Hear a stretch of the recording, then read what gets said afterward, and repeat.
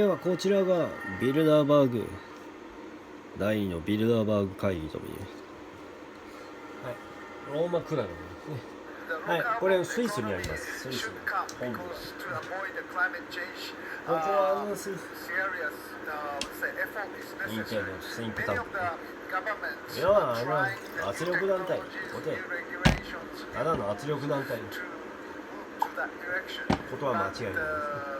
ではこれがビルダーバーグね。ビルダーバーグですね。これはコンスピラシー一面ね。これを三極に書いてる権力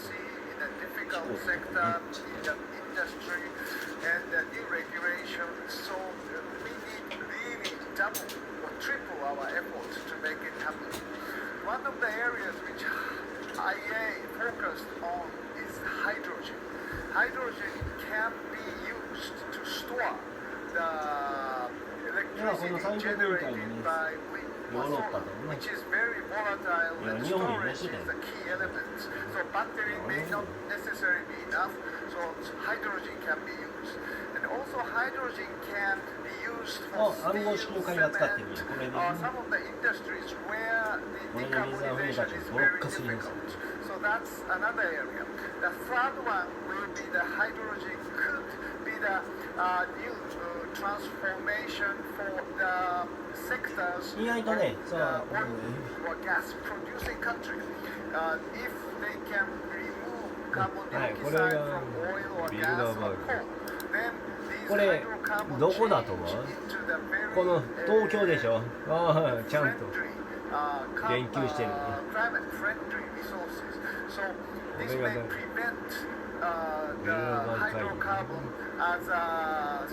メンタス。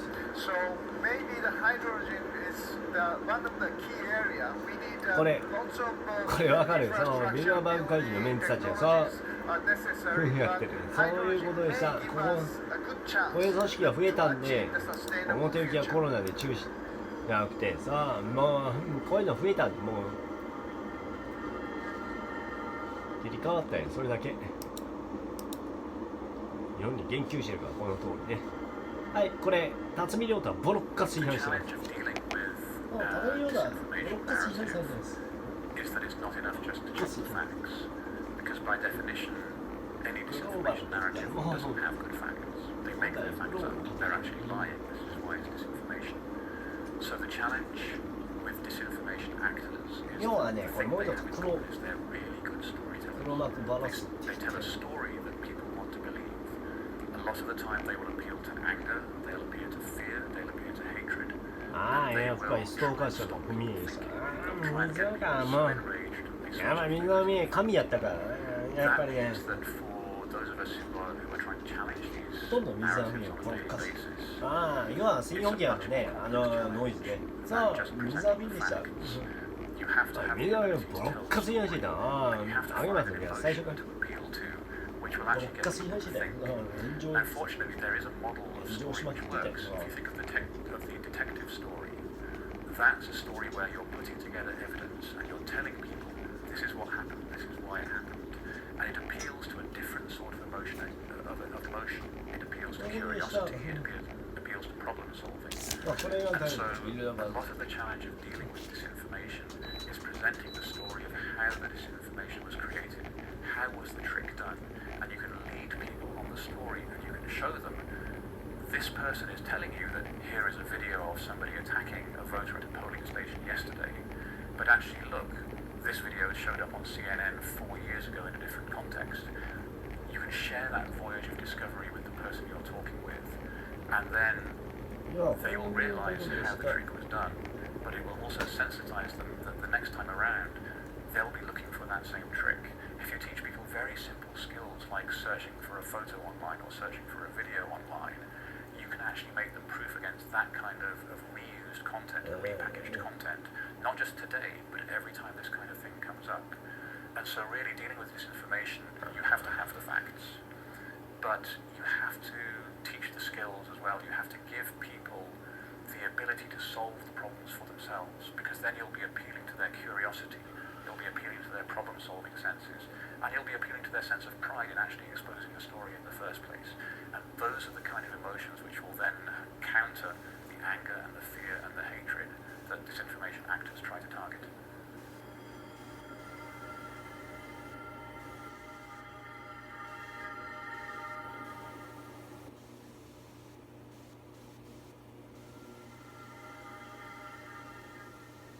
Cities are one of the greatest innovations of all times, and what's interesting right now is that urbanization is, 要はね、 alongside with 2月以上ね、 digitalization, ベルバー会議に出席 very, 予定 very だっ strong たらしい economic ね。 force and force for innovation. だんやけど As more and 表向きはね more people move into cities コロナで and 中止になったという into areas, and, そうじゃないんや。 urban わざと areas 中止に追い were 込んで important during the industrial era, but そう、わざとこれ中止に追い込んで。そう、 別にいないや。解散したわけじゃなくて、わざと中止に追い込んで。 Especially for a person like me who comes from a わ small ざと中 city 止に追い like 込んで。 Stockholm is that there seemed to be room for いや、サーツとかマーツとかありやん。 outside the mega cities as well. ミラバー会議の There 連 are 載 some 者 really が仕掛けたっていう interesting 説が多いからね。ベルゲイ drivers ツだ of ってどこのとこ innovation んなすごい that と。い are や、 smaller or 私は mid-sized 我々 cities にしちゃって。 amongst ボロッカス言ってる which Stockholm is actually one. There are a number of examples. And what is important if a city wants to become a いやね、児玉義雄 outlier を or ね、 hub 多分 for 日本政府が殺し innovation ちゃうよ。 is 多分。 collaboration. 多分殺しちゃうよ If ね you。look at 間 urban 違いない。殺した innovation と思う。 especially, いや、ビラバー会議の存在知られたら困ったんで、これで抹殺しちゃう。それだけ。 The mayor なら needs 暴露 to するために gather ああいう証人喚問 people に応じたい from private sector, from academia and other 土日 stakeholders みんな around 内 the 容は非公 people 開 that から work 報道されるこ together と to ないから solve されることない problems. から And I think we よく see that な to 左翼 quite の large 幹部 extent right now. 報道される And こ I とない hope から we'll それ see で more of ね it going forward. 応じたいそれで応じたいよ司忍知ってるから三大山口三大山口組三大派閥知ってるからね知ってたから最初から So we had, I have to say, 知ってたからねいやなんで行動会ねさあ名古屋にさあやっぱり右翼団体抑え込むためにやってきたよさあ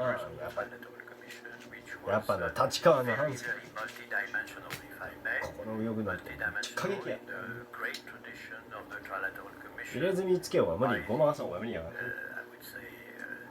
こうヤクザだったら鍵なんかね右翼鍵るからないや黒髪のね幹部もいるからな結構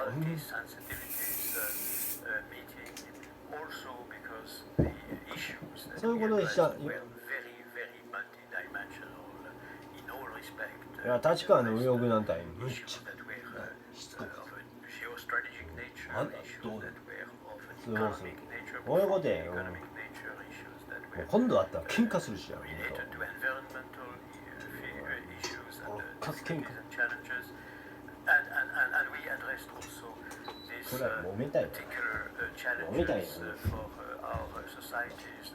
過激だったらしいねまあ今回はこちらのこれね実はスイスなんね実はねこれ日本映してるんやさ日本のねどっかのやこれも日本なんや実はとこれが証明やからさあこれが証明これ水はみのことでしたボロッカスに反してるとさあ水はもうみんボロッカス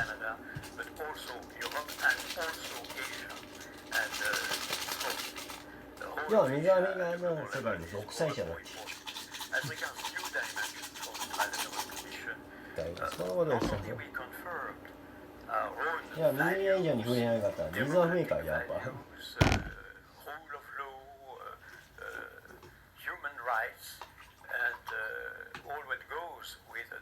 society, but we also reinforce and confirmed our values as regards multilateralism, international cooperation in the best sense of the term.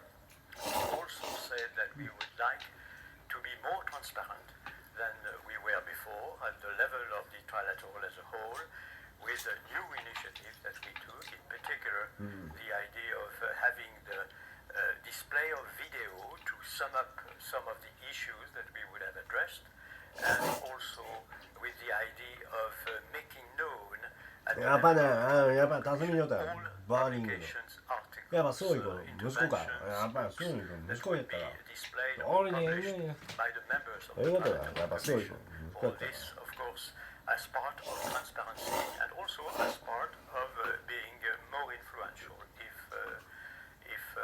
it is possible.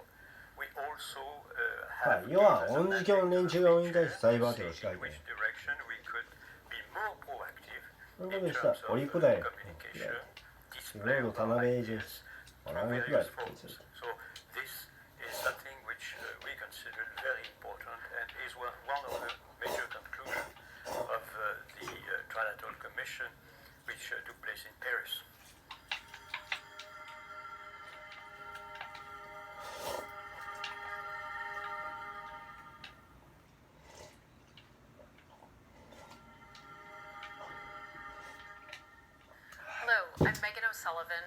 まあそういうことです。Chair of the North America Group of the Trilateral Commission.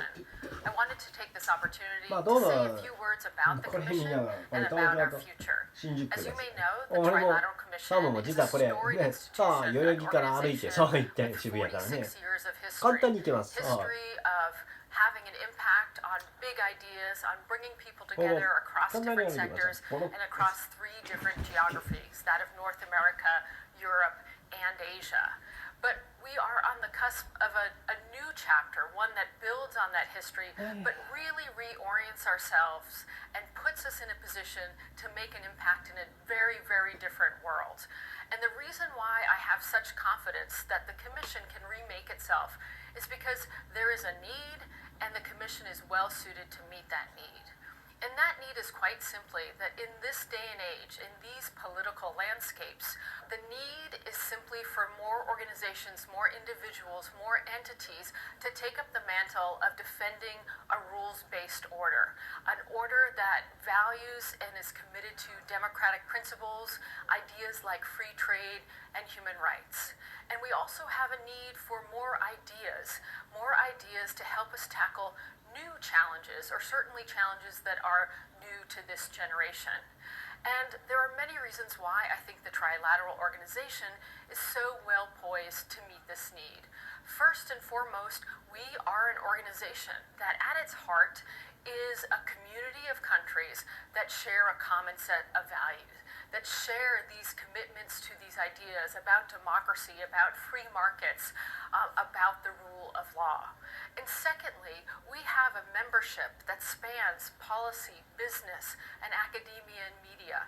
And that allows us to bring minds together in experience to bear on problems that are no longer just the purview of one of those sectors. The things that need to be thought about today and where we need new solutions and prescriptions are ones that are at the intersection of business and policy. Whether it is the contributions that private sector organizations can make to combating climate change, whether it is figuring out the ideas that will drive the reform of capitalism, or whether it is understanding the impact of technology on our systems. All of these things need business, government, and others at the table to help with. Now, of course, to realize this potential for the Trilateral organization to meet this need, we are going to have to do some things differently than we have in the past. First and foremost, we are going to have to recognize, as a group primarily of democracies, we need to spend some time looking at ourselves, looking internally, saying what's happening with our own institutions, what is the health of our own institutions, and how is that situation affecting our ability to cooperate across national lines and deliver global problems to pressing global solutions. So we're spending more time talking about things like populism and the impact of technology on our own societies. Secondly, we've got to think about impact differently. Traditionally, we're an organization that has had impact based on the very nature of our relationships. We're an organization of people who have close ties to national governments, and often the ideas that we debate in private inform our own perspectives and inform our discussions and deliberations and conversations with people in positions of power. That will still be true, but today we need to think about having an impact on the broader debate. We no longer live in a world where governments are the only ones that can influence the future. In fact, increasingly, we have to think about other entities as being the real engines of change, and be that corporations or universities or even individuals. We need to think about how to shape the conversation, how to bring those groups in, to have investment in and commitment to solutions, and we need to move ahead whether or not we're able to get our governments to agree with our prescriptions and recommendations. So in short, it's a really exciting time to be part of the Trilateral Commission. I'm deeply honored to be the new chair of the North America Group, and I look forward to working with all our members and my colleagues from other regions to realize this vision. Thank you.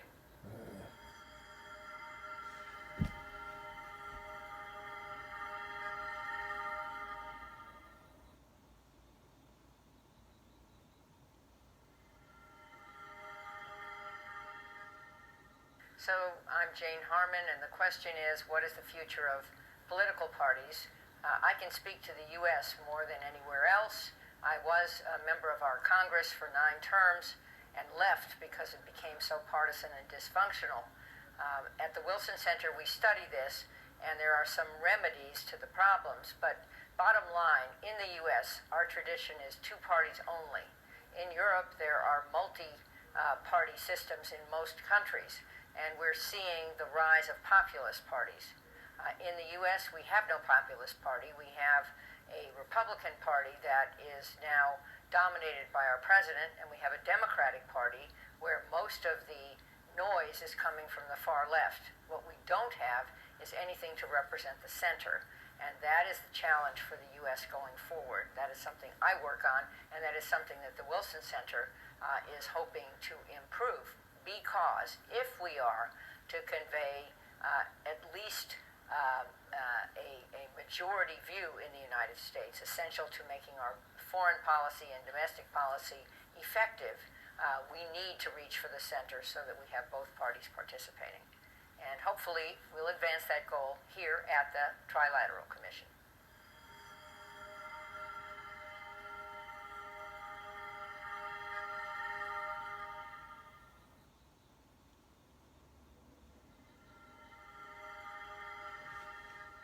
The role of political parties in the political processes of countries has been always to A, intermediate the demands in society, and second, to organize the process of political competition to mobilize the population for access to power.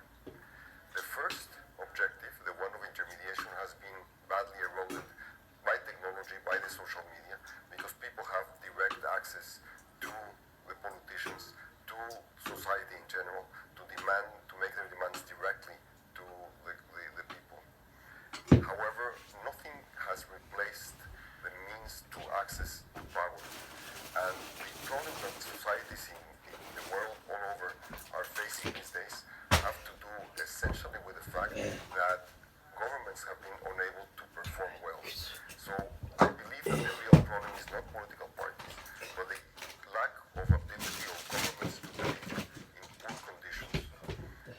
Governments have been unable to deliver for very obvious reasons. First of all, because it's much more difficult to govern in the era of ubiquitous information, because governments no longer have control of the sources of information, because they compete for information and for communications with the people in general. So the real problem is not political parties. The real problem is that societies in the world are lacking legitimacy. It's interesting to watch that there are a few governments in the world that know how to govern and have succeeded in maintaining the legitimacy of their systems. And in those countries, the political parties are not losing faith. So the real issue for the looking forward is to create conditions for the people to have access to the political process without undermining the legitimacy of all societies. And that's not something easy to accomplish. おかしいと思ってん。あれ長町の本庁舎の年中のパスポートのね戸籍ともらいに行くとあいつらの態度ですよ。そういうことでしたんだ。急ながままアウトですな。アウトです。The political parties, however, are fragmenting and responding to the issue, the reality of fragmentation of societies, and they are not likely to be the ones to lead this process. One ought to look only at the election in the United Kingdom a few weeks ago to realize that this is likely what is likely to happen. There, the Brexit party, which is not looking for power, it's just looking for an issue, was the one who succeeded. So the citizens around the world are going to have to be much more responsible in creating conditions for accessing power and for making it possible for stability and legitimacy to be accomplished.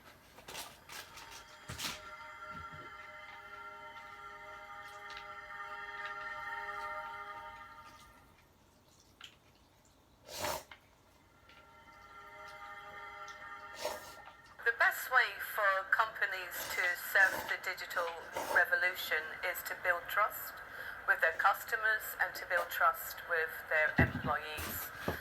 One of the ways in which companies can do that is to have frank conversations with the workforce, to sit down with workers and their unions and to say, look, here's the challenges that we're facing. But importantly to ask then, how can we best get there? Because all too often, a lot of those solutions that a company can put in place that will make a real difference, the employees know the answer to that.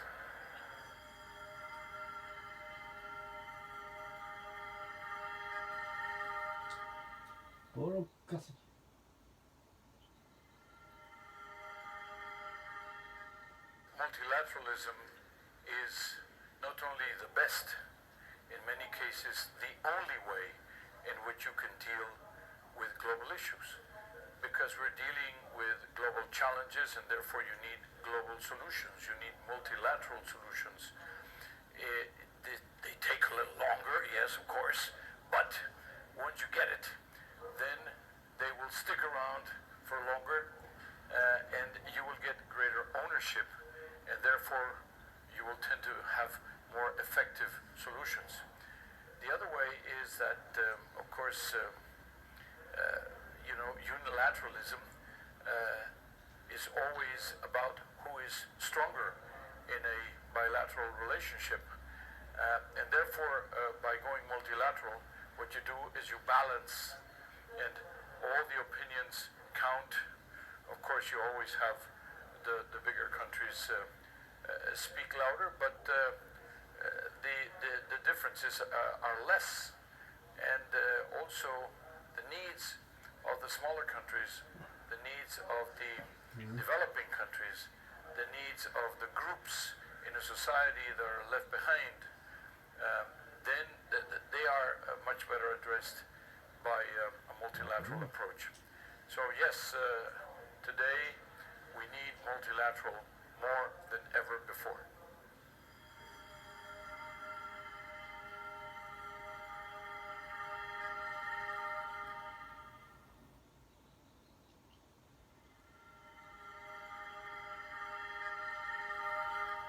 So we had a marvelous meeting in Stockholm.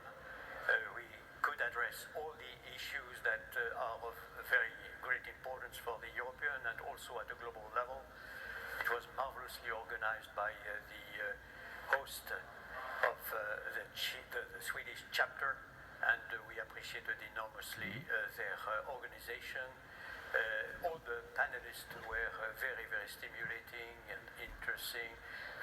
Many provisional conclusions are coming from this meeting, including the fact that the European wants to be more assertive perhaps than they were before in many domains, including the digitalization, the platform at a global level, including industry and research and services at a global level. This idea that Europe as a whole should be, again, more present in the global conversation came very much out of this meeting, which was, again, very comprehensive and stimulating. But you will see that in the various video, perhaps, that you would like to see.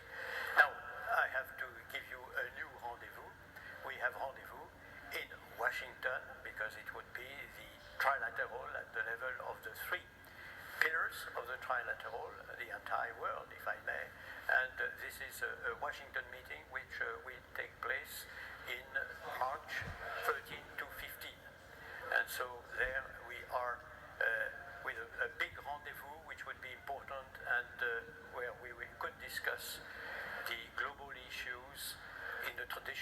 Trilateral with a vision of an open world, a free world, a world which is taking stock of science, technology, and the new wave of innovation, and also respect our fellow citizens, is attached to democracy, is attached to equality produced by the working of a market economy, a vivid market economy. So, à bientôt.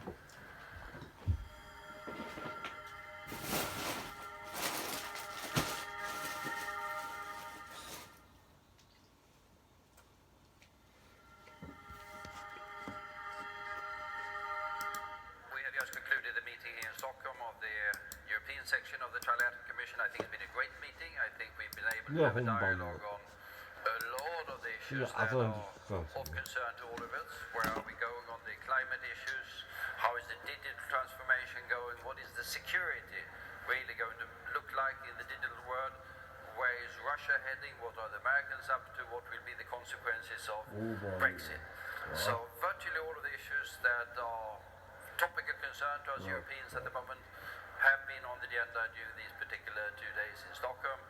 And then I think we have also been enjoying the company of this very diverse and very interesting and increasingly young group that is the Trilateral Commission Europe.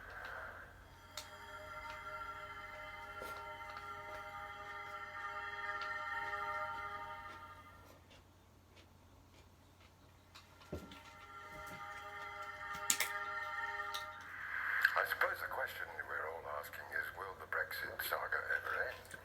After 3 years after the referendum, and the British still haven't decided what they want to do, and they're now in an election. I suppose that the answer to the question depends on who wins the election.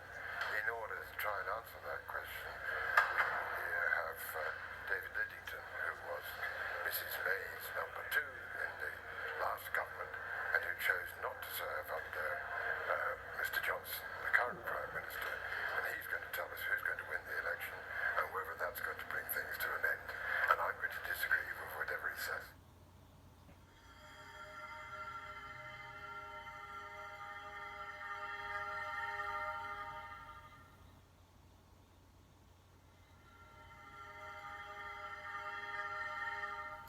I think that the relations between Russia and the European Union are in the stalemate right now.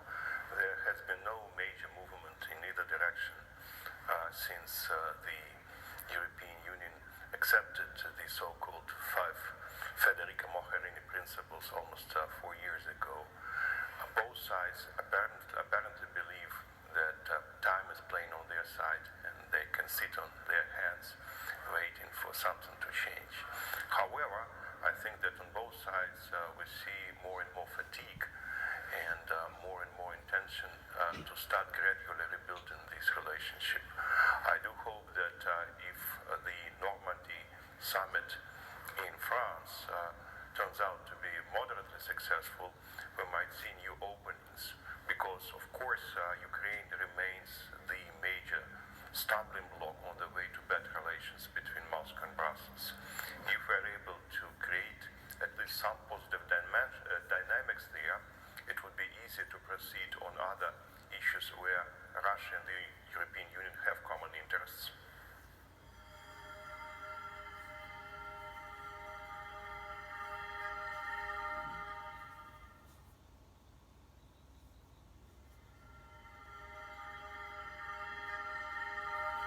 Technology is not a threat to democracy. I believe that technology can enable our democratic principles of freedom of speech, freedom of assembly, and really freedom of information so that we can make smart decisions about how and where we want to take the future of our countries.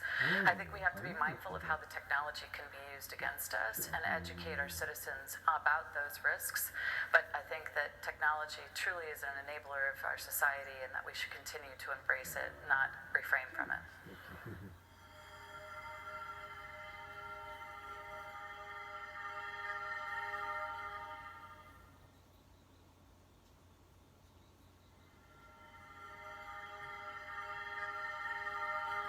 some extent, the school of the future for the adult workforce will essentially not be a school. many people will have to continue to learn, continue to reskill, continue to upskill, but they'll do that inside their workplace. We will need to ensure that at least 2 to 3 months of learning are integrated into every single year that somebody is at work. The second thing that we know is that the Fourth Industrial Revolution is changing workplaces and the needs of the labor force so quickly that we're also going to need to quite fundamentally reform education systems. And that applies to the delivery and it also applies to the content. One, we need much more technology integrated into schools. And second, we need to ensure that young children are understanding how to apply these technologies in the future, understanding how to collaborate with each other rather than compete with each other, and understand how to apply critical thinking so that they're able to continue to learn throughout their life course.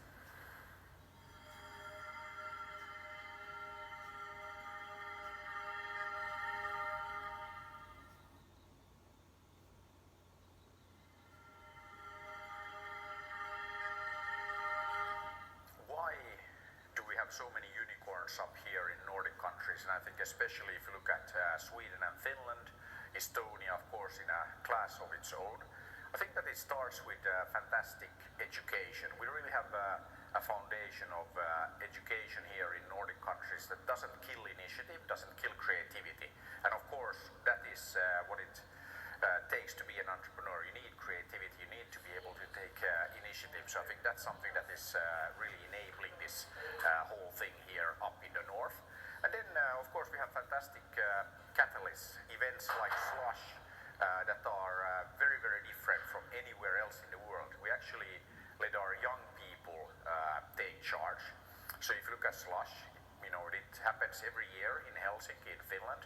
And when you come to this part of the world, you know, be it Stockholm, Helsinki, Tallinn, it's definitely going to be cold, dark, there's going to be slush on the ground. So it's very clear that it's not the Silicon Valley. It's much, much better. And it's much, much better because it's different. We have 2,400 volunteers from more than 60 countries that build this fantastic event called Slush.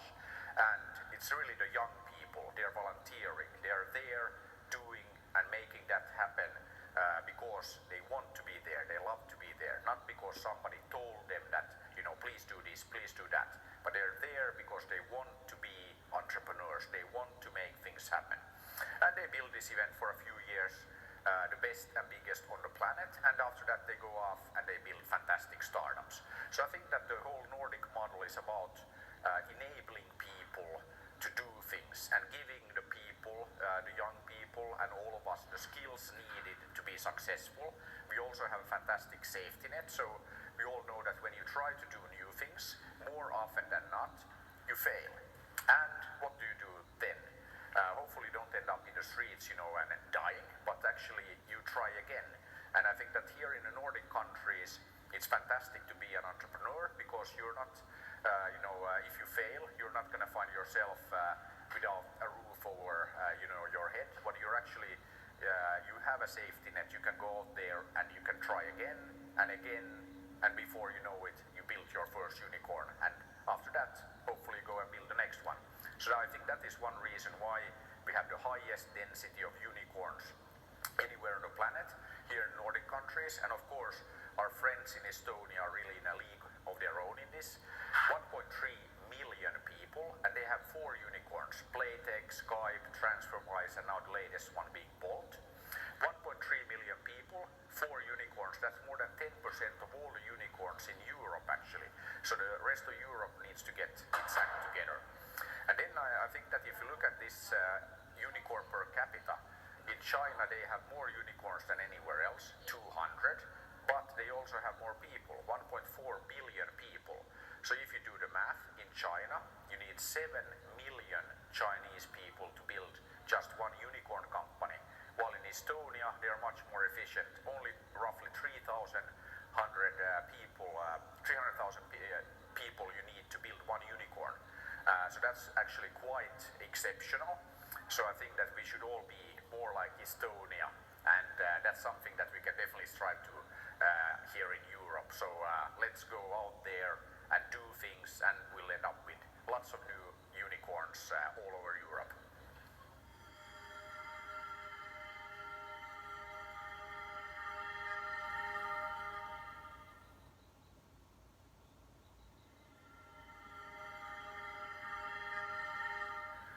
For us in the European Roundtable, which gathers the 55 largest companies, most important companies in Europe, Europe's competitiveness absolutely key. The world is changing. We see lesser of continued work for free trade, more protectionism growing in both East and West. And we as companies, we realize that we will not be long-term successful unless Europe is successful. And there are a few challenges that really stick out here. First, it's digitalization. The world is becoming digital through artificial intelligence and through the rollouts of 5G. This opens up for huge opportunities in every single part of society.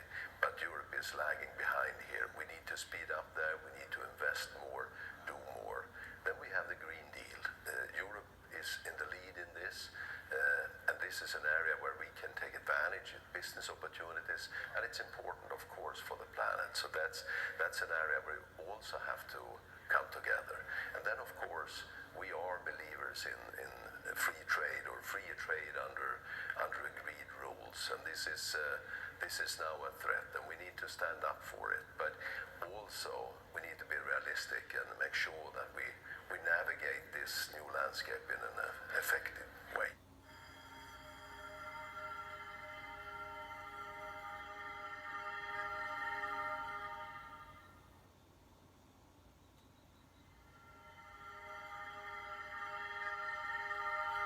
So I am a complete believer of public policy and the power that it can have in moving the market. I believe in strong states that can send the correct signals to markets to move in the direction we want. What states can do is actually to promote the good and tax the bad. And states are there to promote the greatest public good. I have experiences in many parts of the world where bold and clever public policy has actually ramped up industrial competitiveness and the growth of markets, in particular renewable energy markets. I can state the case of Latin America, of several Latin American countries. For example, in the case of Mexico, in the past few decades, bold policy in giving a clear vision as well as renewable energy targets and leaving the markets to set up the prices was and drove the lowest solar price for renewable energy in the world in 2017. You can count that example and many other examples where bold public policy has actually catalyzed an industrial revolution for the good. We are in a moment of a planetary emergency. We are both in a nature crisis as well as in a climate crisis. And if the states don't raise up their bar and put strong policies in place, it's going to be difficult that we get where we want to get. Businesses are waiting, progressive businesses are waiting, but if we don't have a common playing ground, it's going to be difficult for us to ramp up the mass of the businesses and non-state actors that are ready to act.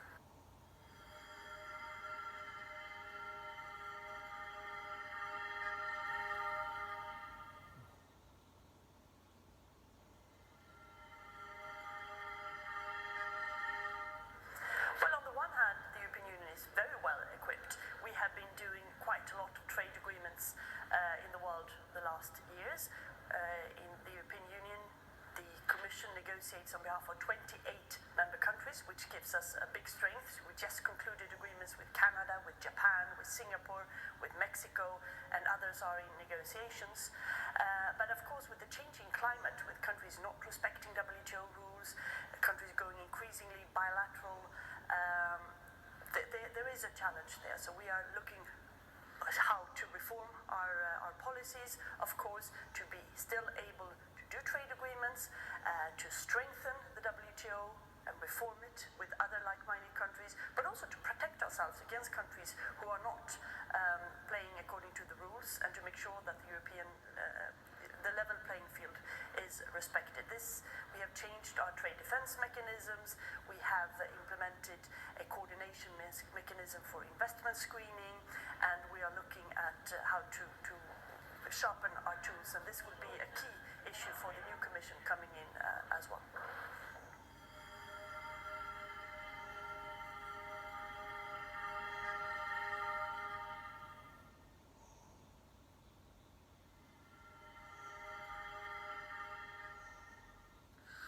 When will it all end? Brexit. I think the truthful answer is that we will know with the general election on the 12th of December the time to complete the first chapter. Either Boris Johnson will win, in which case Britain will exit the European Union on or about the end of January 2020, or alternatively, if there is a majority for the opposition parties combined, then there will be a second referendum in the middle of next year. But the trouble is, neither of those outcomes is going to settle things definitively, because a second referendum, it might well lead to a narrow vote to remain in the EU, but that would not end the division in the United Kingdom. And of course, if Mr Johnson wins his majority, then we've got to negotiate the new relationship on trade, on security, on foreign policy cooperation between the United Kingdom, which will remain a big European power, a major player in defence and security and economic terms, but it's going to be next door to the European Union. Those 27 countries are going to be my country's most important trading partner, our closest geographical democratic neighbours for as far ahead as I can possibly see. So working that through is going to take, I fear, a year, more than a year, I would estimate. And I think there's a real responsibility both on UK political leaders but also on EU political leaders to get this right. European democracy is under massive strain from Russian aggression, from dramatic economic change that is adding to public mistrust in the way in which we do business. So getting the geopolitics right, having a constructive future relationship between the UK and our neighbours in the EU27 is important for the whole of the European democratic community.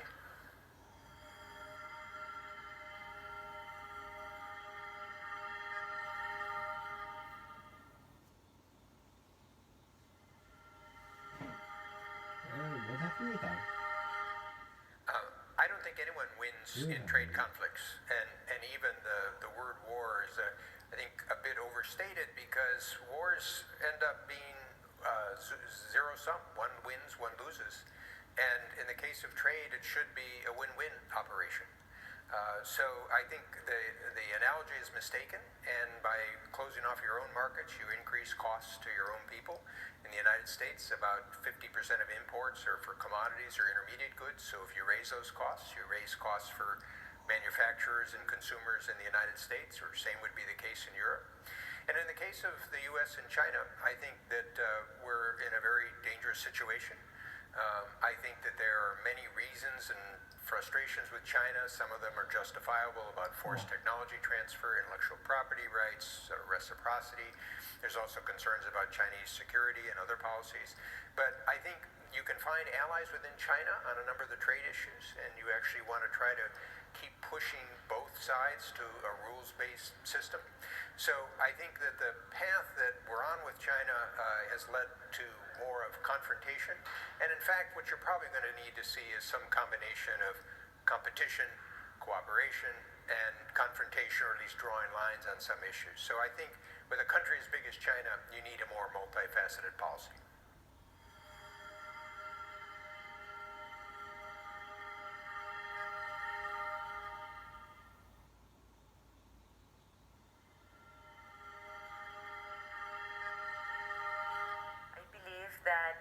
Gamification and game-based learning indeed is the future of lifelong learning. I believe that because as we train the new generation generations in the workforce. We know that we need to create materials that are a lot more engaging, that are a lot more useful, and that are going to have an impact in the way that they learn and in the way that they acquire the new skills that they need in order to remain competitive in the marketplace. What a better way to do that than through video games? As children, we learn through playing, and we believe that through gamification and through game-based learning, we can make learning fun again, not only for children, which we know is the best way to learn, but also from adults. If they play these video games, they will become more engaged, as I said earlier. They will also acquire that knowledge much more deeply, and they will be able to apply that knowledge in their daily jobs. And finally, by doing the video games through the simulators, they will be able to have experiential learning to get the feedback on what they're doing right, what they're doing wrong, and learn from that.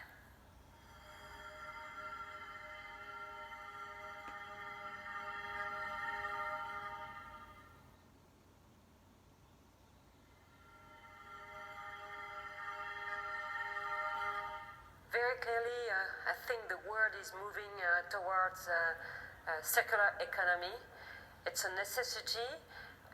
When you look at water scarcity, when you look at waste pollution, everybody is now aware of that. If we want to make a conciliation between the planet for our children and economic development, we need to move towards a circular economy, and by education, by innovation, by a different way of doing business, both for citizens and also by companies, we will make this move, which will help us collectively to have a planet great again.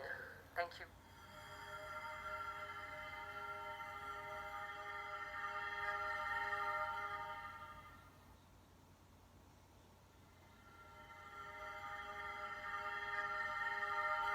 The future of entertainment in the 21st century is going to be shaped by the twin forces of globalization and digitalization, both of which are going to be terrific for consumers.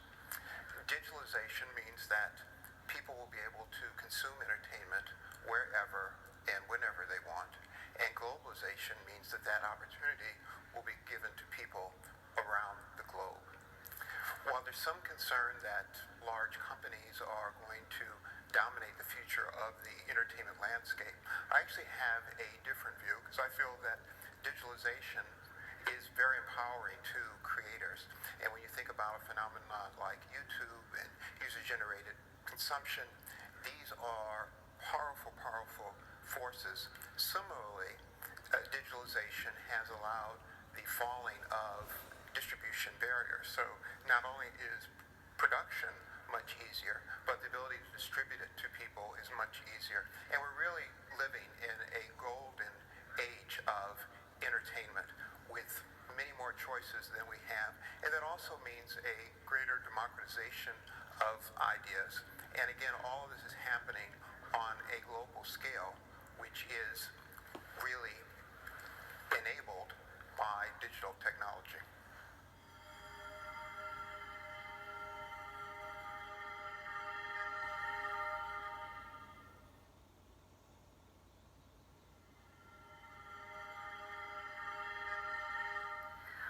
Say that the characteristics of a Nordic education system is that, first of all, we have a very inclusive system based on public funding where there should be a room for all. I think students are taught to think independently, a lot of critical thinking, and also quite a lot of creativity baked into education. I would especially commend the Finnish system where they put their best teachers for the youngest students, and they use a lot of resources in preschool and also first to third grade to ensure that the children are best possibly equipped for future learning. And I believe that that's the best investment you can make, is to invest in the kids when they're really young, so you lay the foundation for their future learning.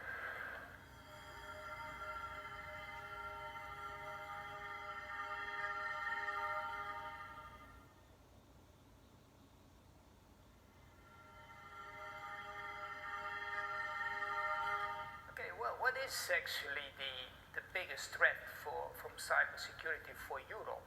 Of course, we can concentrate and focus on the security side, but I would take it a bit on the other side, that if we really go to focus too much on the security side, then it really will slow down our development. I think it is the biggest threat is that we lose competitiveness.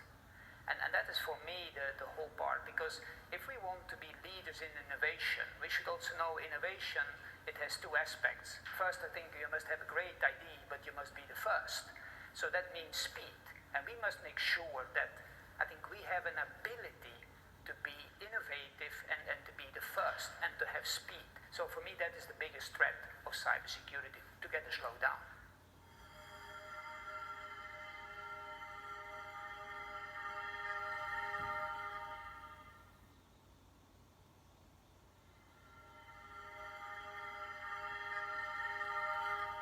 So are we suffering from eco-anxiety? The simple answer is yes, possibly too much. Eco-anxiety is definitely triggered by the fact that we are facing a very urgent matter with climate, but at the same time, it's also because we're facing something that is very complex. It's very difficult to understand the impact of climate change, and it's very difficult to understand the solutions to reach a low-carbon economy. So in the world of investment where I am, what I see is that those who are actually acting every day to invest in climate change investments and low-carbon economy investments are actually less susceptible to eco-anxiety because they can see the result and the impact of what they do.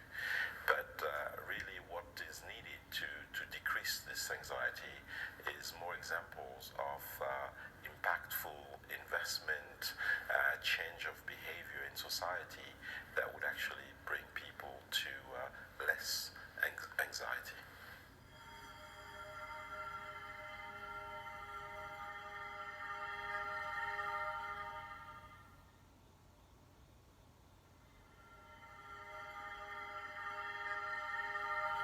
I think we had been in a situation where U.S. and West European support for Ukraine was very well coordinated, and we were maintaining a consistent pressure on Russia to begin to negotiate seriously about ending its occupation of eastern Ukraine. Unfortunately, I think now the impeachment dynamics in the U.S. have really knocked U.S. policy off the table. We don't have the people, we don't have the engagement, we don't have the same focus, and as a result, I think that takes a lot of the pressure off of Russia to negotiate. I'm hopeful that as we have a Normandy format summit, possibly on December 9th, it may take a little bit longer, that can retain some of that negotiating dynamic. But I'm afraid that right now the situation is much more difficult for Ukraine than it should be.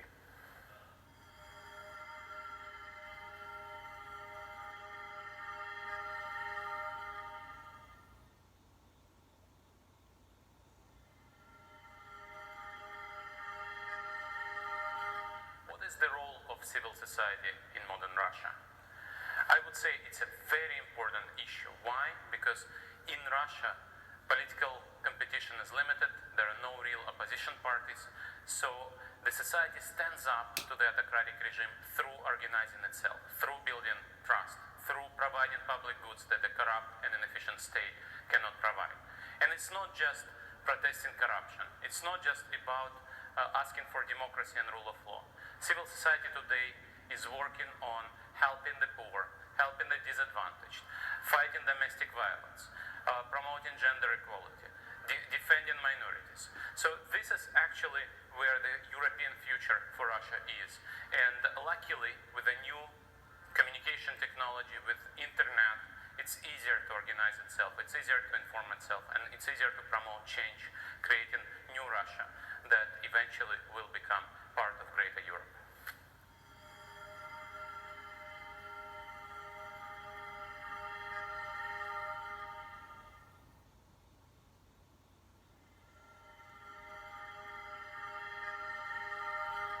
At a time when 1,000 NATO troops are stationed at the border between Estonia and Russia to to deter possible Russian aggression.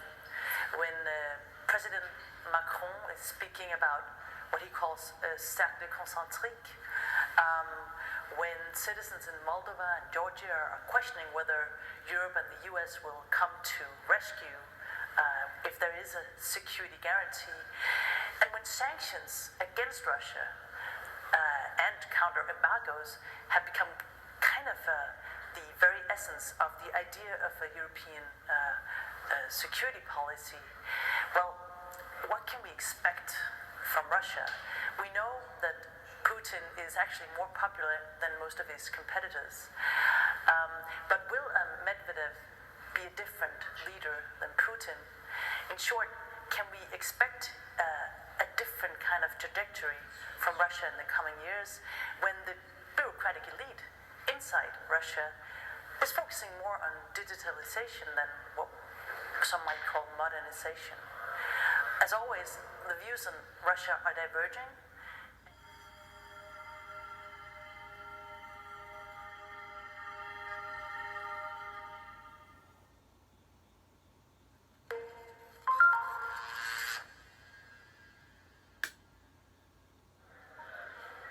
Democracy can survive the current period of disruption, but it's going to have to change. The volatility and the risks that we are witnessing across much of the Western world are anchored in some very deep changes that have been swirling beneath our democracies, that have been coming for many years and still have a long way to run. They relate to strong feelings of distrust in the political system, widespread fears over the perceived destruction of ways of life, national identity, big worries over deprivation, the way in which the economic settlement is playing out, and weakening bonds between the mainstream parties and ordinary voters. Those four currents have been with us for a very long time, before the Great Recession, before the arrival of Facebook and Twitter and big tech, but they are now producing very substantive political effects, and they will continue to produce substantive political effects. So liberal democracy has to change. It has to make its political systems more representative. It has to ensure that people feel that their nations and communities are secure and have strong and robust external borders. And it also, over the long term, needs to devise an economic settlement that ensures that everybody feels that they are relatively getting the gains and the benefits that other groups in society are getting as well. Very big challenges, no clear answer as to now. The ball is very much in liberal democracy's court.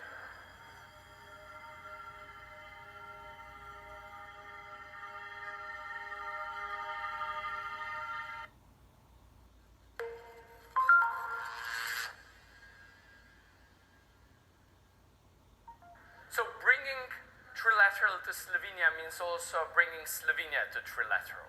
And as you know, David Rockefeller Fellows had a pre-program.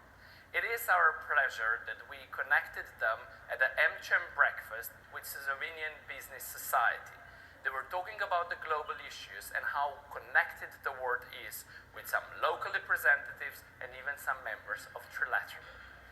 It is also our pleasure that the former Prime Minister, who is the current Minister for Foreign Affairs, Dr. Miro Cerar, had the time to meet with them and discuss where the Europe is today and where the Europe is going.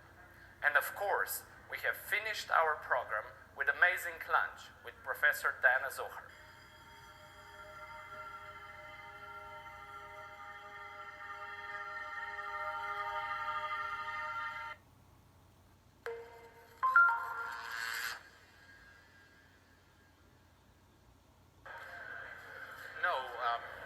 Democracy will not survive in an unchanged form. It has not been changing enough to accommodate the vast, speedy development of the internet and of the communication technologies. And it has been changing too much given the rather static nature of men.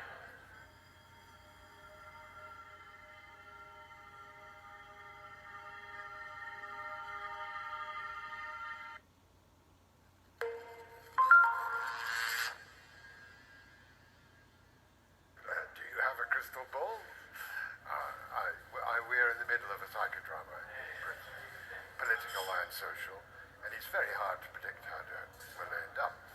A parliamentary drama, a drama inside the Conservative Party, and a drama in the country at large.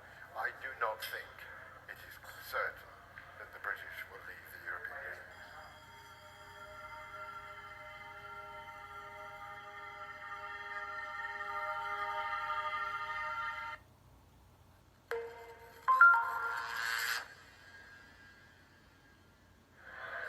Protectionism is never a good solution for trade, because in the long run it will endanger the competitiveness of everyone. The European car industry, whether you talk about OEMs or whether you talk about such suppliers, is very competitive, is export-oriented, is very successful on world markets, but most of the companies are not only delivering cars to other parts of the world, they are also producing cars in those parts of the world, whether it's in the United States, whether it's in China, whether it's Southeast Asia, where they have a lot of success. That means in the long run, free trade is always the better solution for economy and for the countries which want to safeguard jobs and prosperity.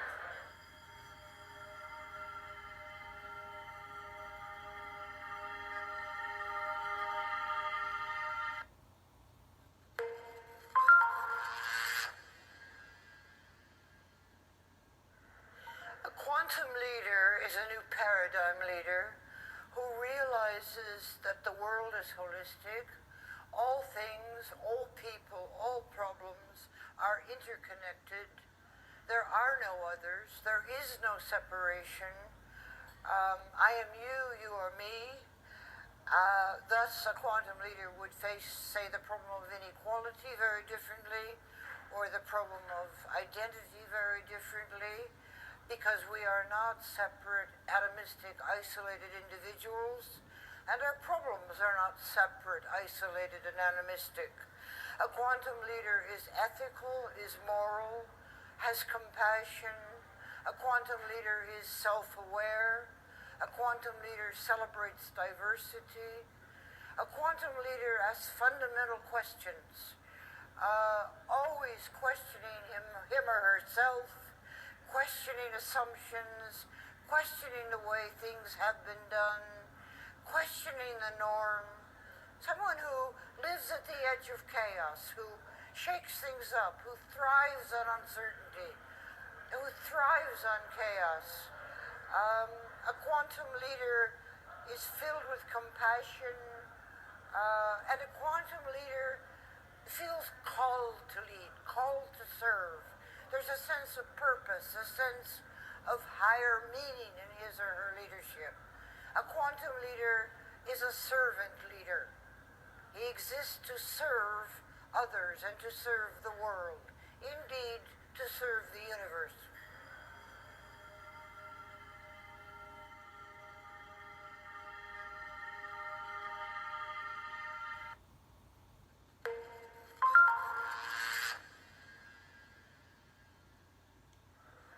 Well, there's no simple answer to that, to the issue of asymmetric attacks on democracies. The point being that you can disrupt elections in democratic elections in a democratic country. It's rather difficult to do it with an authoritarian regime, since they really don't have genuine elections. And so what are you going to do when you are attacked? I think we need a broad range of responses, beginning with looking at our electoral systems to ensure that they are proportional, so you don't have the kind of issues you had in the U.S. presidential elections. where because of the electoral college system, some states had far more weight. I think we need to look at the kind of electoral systems we have and make sure that we get a broad representation rather than a simple binary decision of a first-past-the-post election system.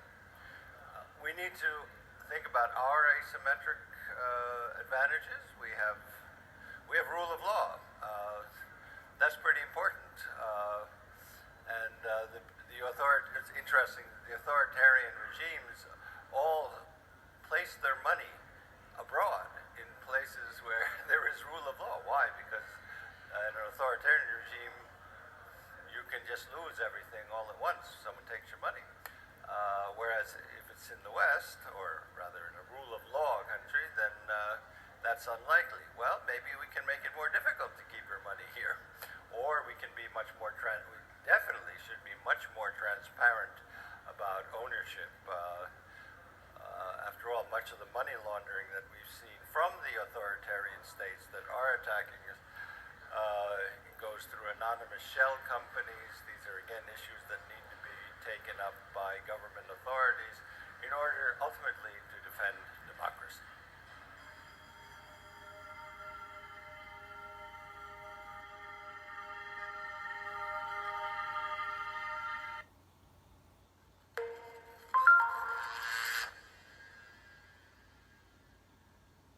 Silicon Valley provides a unique ecosystem, basically in some sense a network of having a very strong university that's very applied, that is all about working with the real world, doing basic research and then trying to put that basic research into the society, into the good.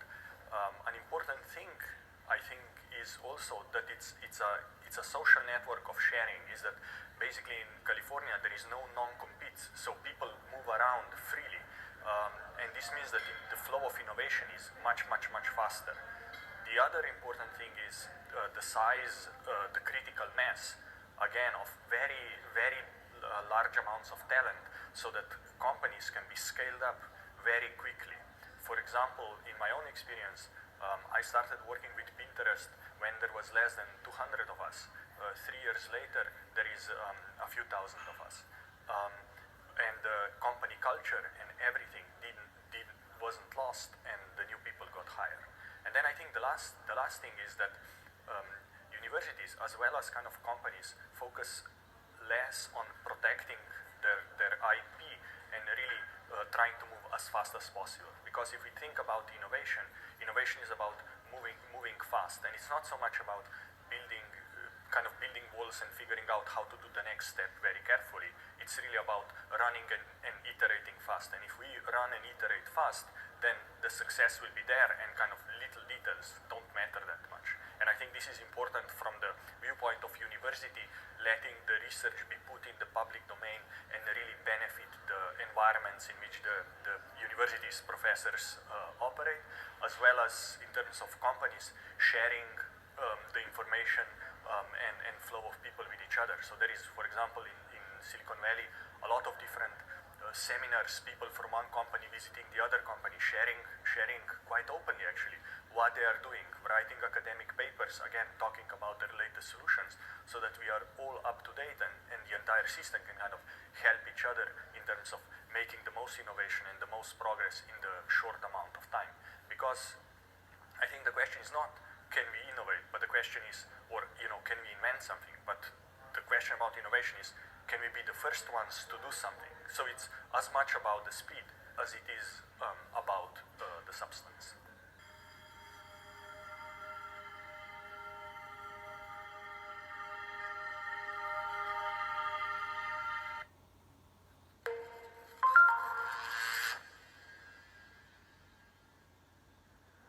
We had a really good discussion today. Reviving the European dream is what we really want. The next year will be the election for the European Union, for the Parliament of the European Union, and it is really important that there will be a strong mandate. One of the challenges we are facing at the moment is still the migration crisis, and also the priority of the Austrian presidency is security and the fight against illegal migration. So we had a good discussion today on all these topics, and of course there are different opinions on this. But in general, we are always on the same line. We want to have a solution for the European Union and for Europe. Safe external borders and legal migration, because Europe will need it in the end. But people still have in front of their eyes the migration flood in 2015, and therefore it is really important to have a good solution, and a solution which will be implemented in all the countries of the European Union, to have a resilient European asylum system.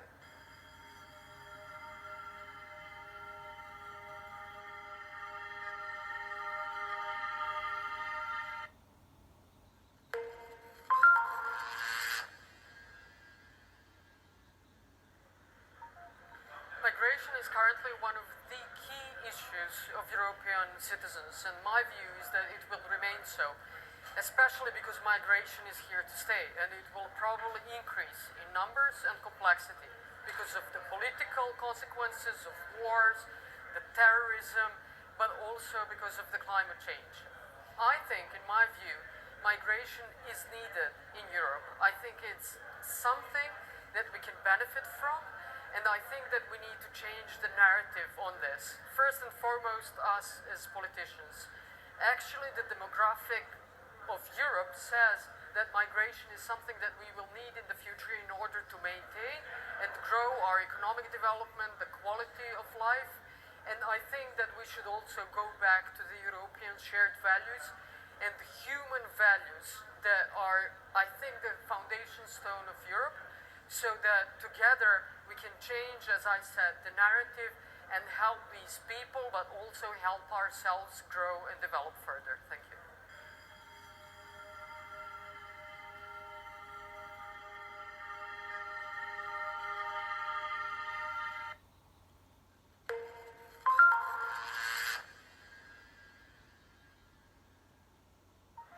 Turkey belongs to European family. You know, there is no way that Turkey can distance itself from the realities of Europe. Today, of course, at the Trilateral Commission, we are going to discuss three scenarios: confrontation, cooperation, and membership of Turkey to the EU. In these three scenarios, of course, there are different outcomes. But I would say that confrontation between Turkey and the EU is a complete lose-lose scenario. And if it is only cooperation instead of membership of Turkey to the EU, this will be some sort of limited cooperation, and it will be a scenario in which both Turkey and the EU will not be able to enjoy the full potential. In economics, we say, you know, this is not cost-effective at all. But when it comes to EU membership, I would say that this will mean full use of potential of Turkey and the EU together. This means a stronger, stable, respected, fully democratic Turkey, but this also means in the world scene a global actor of EU, peace-bringing EU, welfare-creating EU, employment-creating EU. So I would say that in this case, membership case, the outcome would be win, win, win. So win for Turkey, win for the EU, but also win for beyond.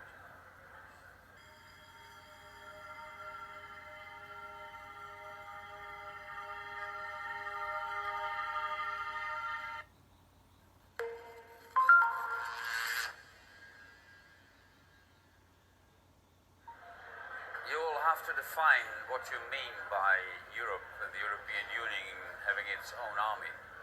I do not think Europe needs its own army for what I would qualify as the classical Article 5 NATO scenario, in other words, in a conflict with Russia. But Europe should definitely, the European Union should definitely develop the possibility to project hard power without the United States of America. I can imagine a scenario in Northern Africa where you have a combination of terrorism, climate change, migration. It's an ungoverned part of Africa, largely, where Boko Haram meets Al-Qaeda, where Al-Qaeda meets Daesh. In other words, it's not impossible, look at the French and what they did and are doing in Mali, that you would need to intervene militarily, and then the European Union would be on its own. Second scenario, virtual but not impossible, when in the Balkans the demons of the past would raise again. And we should not repeat the situation like we had in the 90s of the previous century, where finally Bill Clinton and the United States of America had to come in to stabilize the situation. I could think about the need for border protection, external border protection, with military means.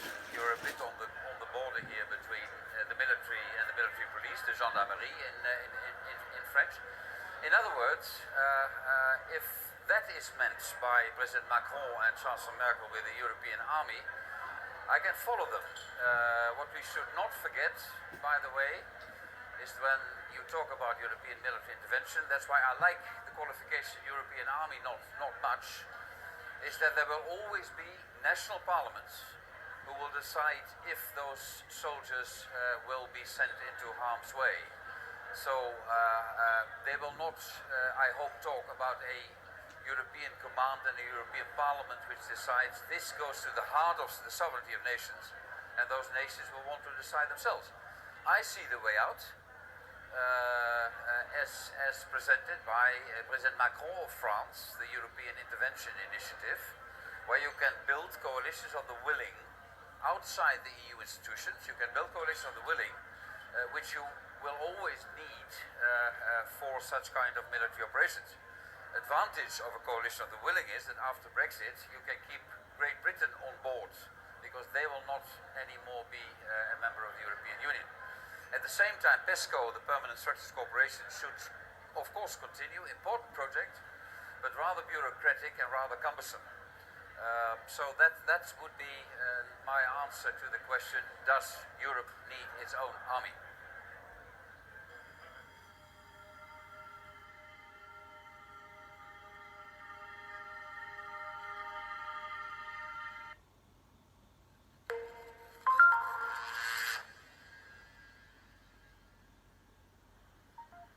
Developments in these last few years are showing us that the strength of the EU relative to individual countries is not constant over time. I believe we can say that the EU is strongest towards candidate countries. When a country wishes to accede to the European Union or to the Eurozone, it tends to follow the suggestions and the prescriptions of the EU as much as possible to make progress.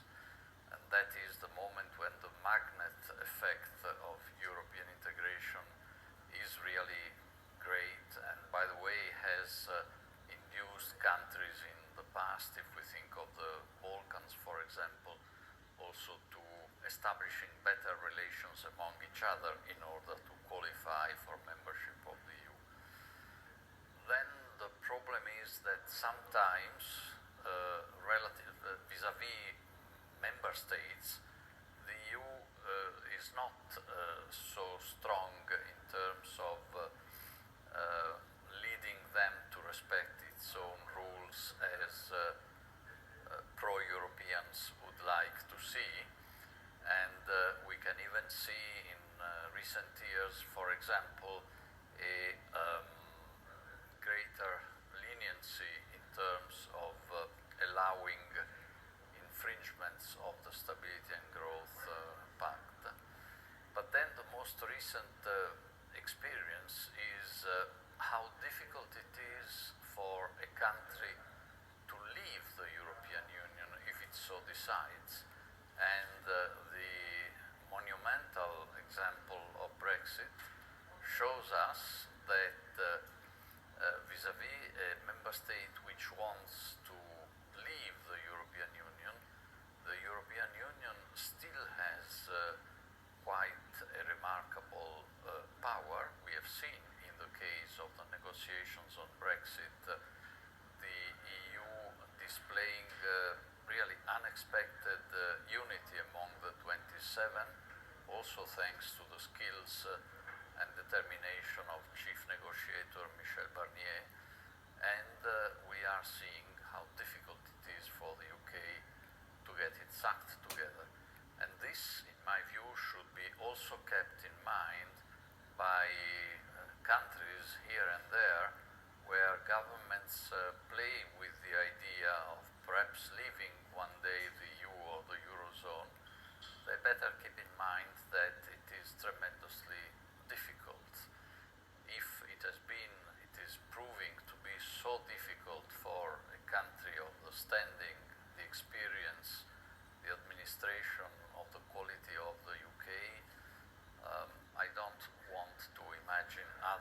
specific examples of countries where the politicians sometimes say, let's get rid of the EU.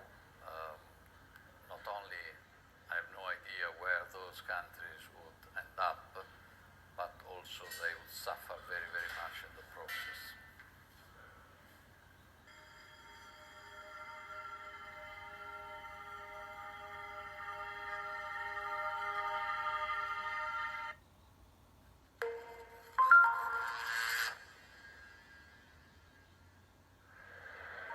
Does the European Union need its own army?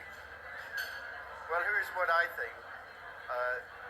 The vision of a European army is actually a useful vision because it is good to know what the long-term goal might be. But is the European army something we can put together right now? No. And why not? First and foremost, because the European Union does not even have the mechanism to come up with clear political decisions and to speak with one voice in crisis. So the first step which we in the European Union need to take together is to change our decision-making process. We need to go from consensus to qualified majority voting.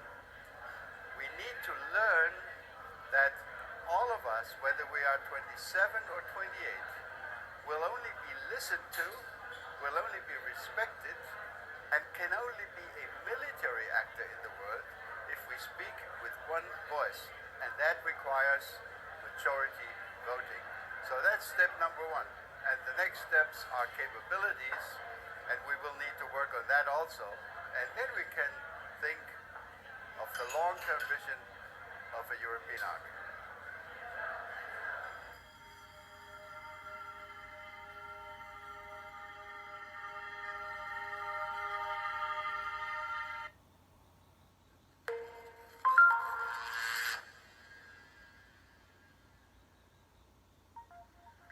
When one thinks about the 2015 migration crisis, it is true that we have gone a long way as a European continent.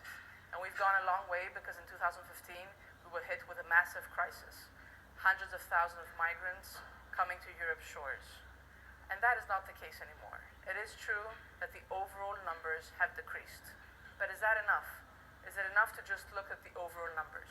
Or should one also focus on what's happening within each EU country?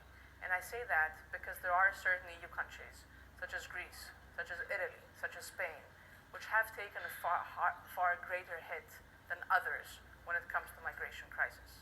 And yes, the numbers are overall down, but problems do persist in countries like the ones I just mentioned. So the question one needs to ask is, has Europe done enough in order to alleviate the effects of the crisis throughout the entire EU 28? Has Europe done enough in order to share burdens?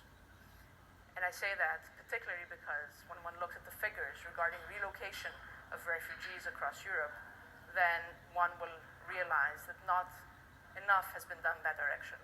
And so one is led to the question, what kind of Europe do we want? Do we want a Europe where we all share the benefits of Europe, or do we also want a Europe where the countries also share burdens?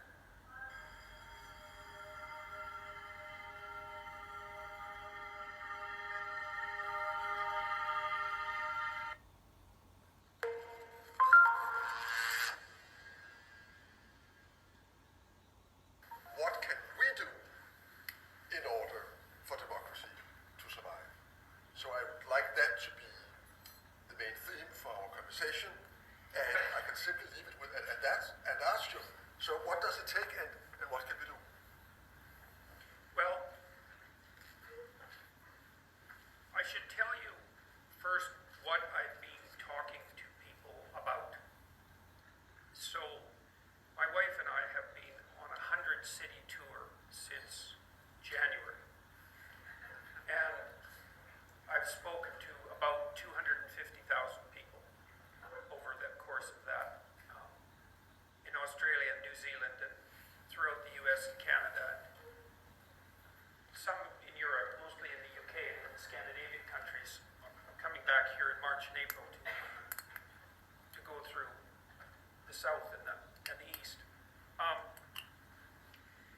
speak to audiences, I always watch people one by one, because I never speak to the crowd.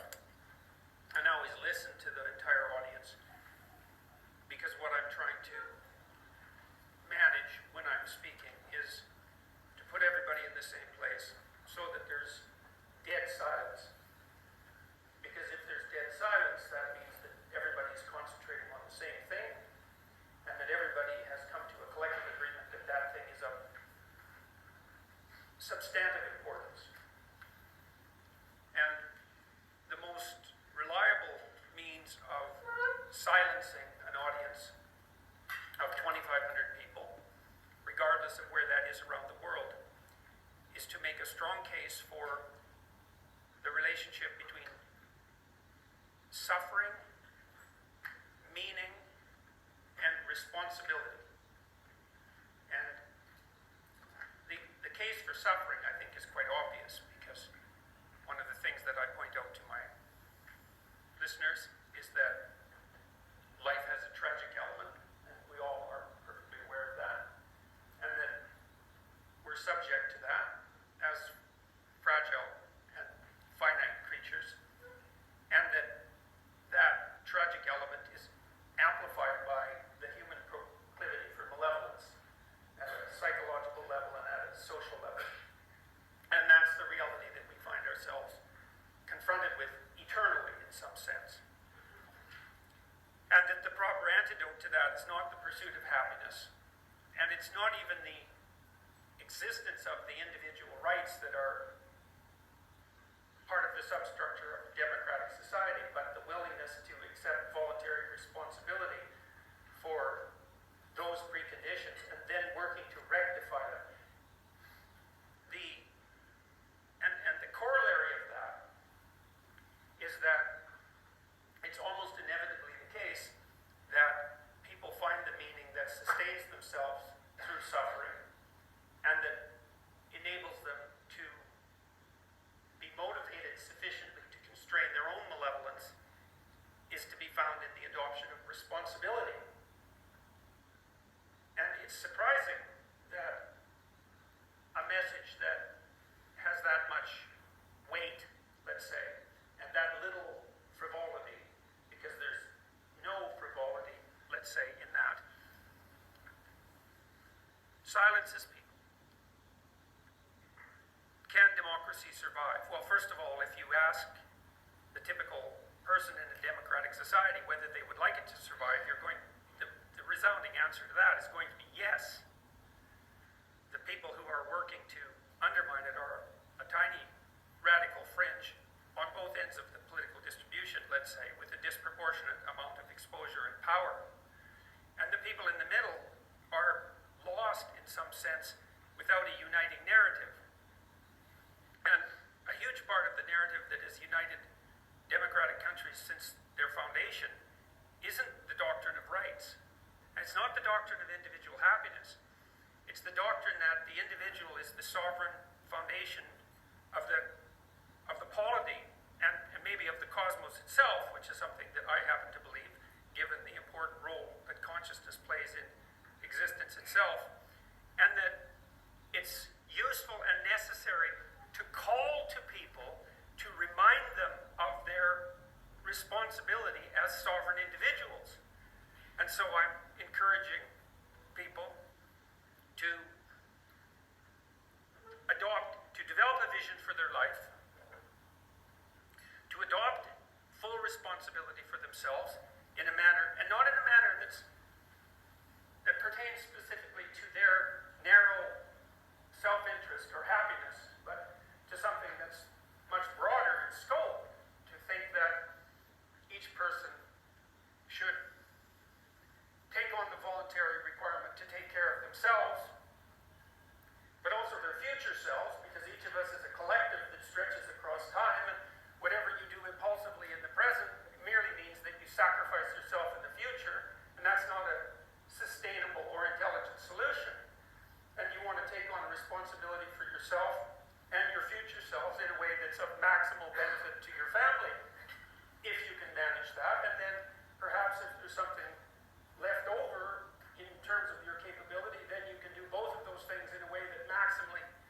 supports and serves the community.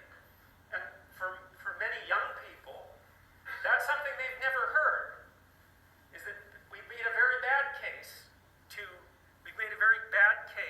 all of us, I would say, that each of these people, each person, has that sovereign responsibility, and that if they adopt it, that actually constitutes something of singular importance.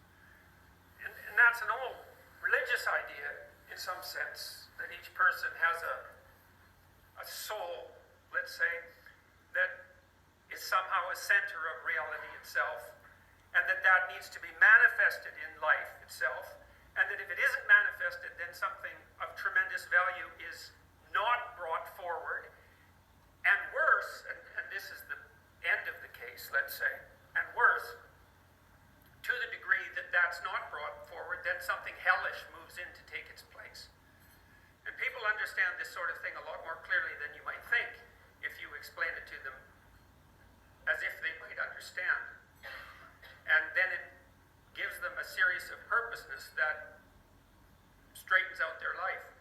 And so my sense is the way that you revivify democracy is by remembering its fundamental insistence that the individual is at the cornerstone of the state, and that everything you can possibly do to fortify the individual, simultaneously, the individual is the eyes of the state, where the living individual is the eyes of the dead state, and the living individual revivifies the state.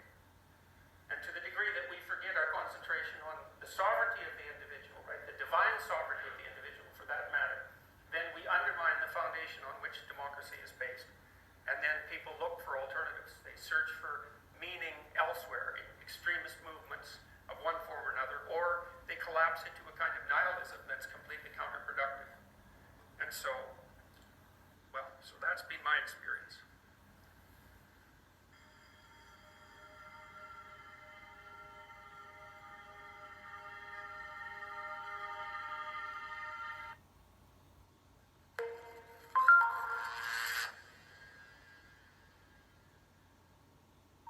Well, now it is the end of the Ljubljana meeting, which was a great meeting. We have had excellent discussions. We have learned a lot.